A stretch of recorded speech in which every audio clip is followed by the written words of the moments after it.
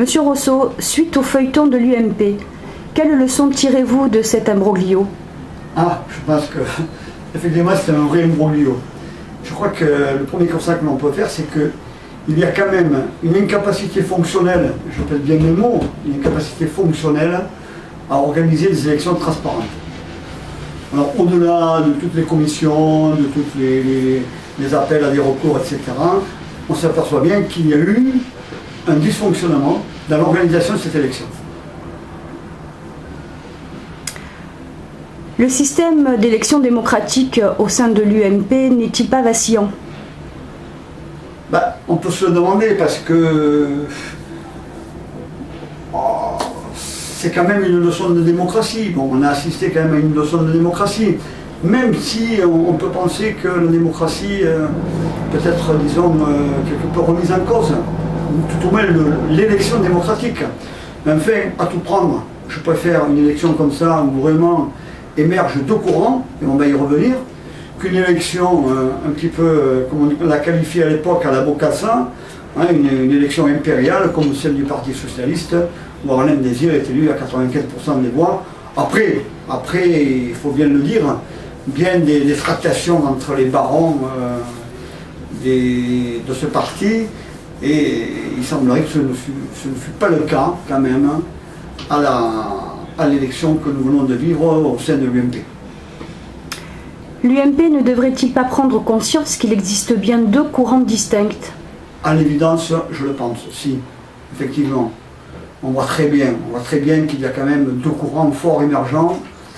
Tout d'abord un courant plus radical, disons ce qu'on appelle peut-être la droite décomplexée, la droite forte, etc. Bon, ce sont des termes qui ne me plaisent pas trop, hein, parce qu'on n'a pas à être complexé, on n'a pas à être fort, on a à faire valoir, à mettre en œuvre nos valeurs. Et plutôt un courant plus modéré, plus social, que je qualifierais de plus gaulien.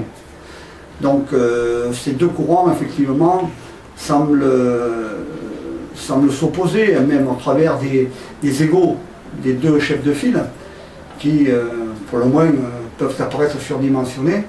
L'intérêt étant quand même de trouver un socle commun pour mettre en œuvre le combat contre nos principaux adversaires, qui sont quand même la gauche et le gouvernement actuel.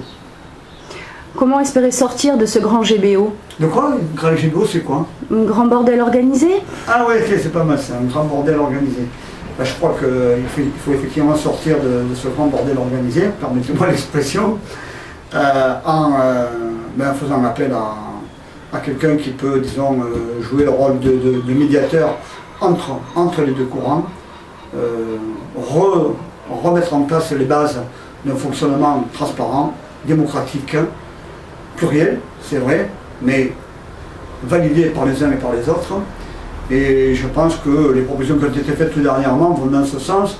Et je pense que les deux ténors, les deux meneurs, les deux leaders mettront un petit peu leur ego sous silence pour arriver à une solution qui permette à ce parti de repartir avec des bases saines. Autrement, à l'évidence, ce sera l'éclatement et avec un parti plus radical et un parti qui irait plus vers le centre en fait.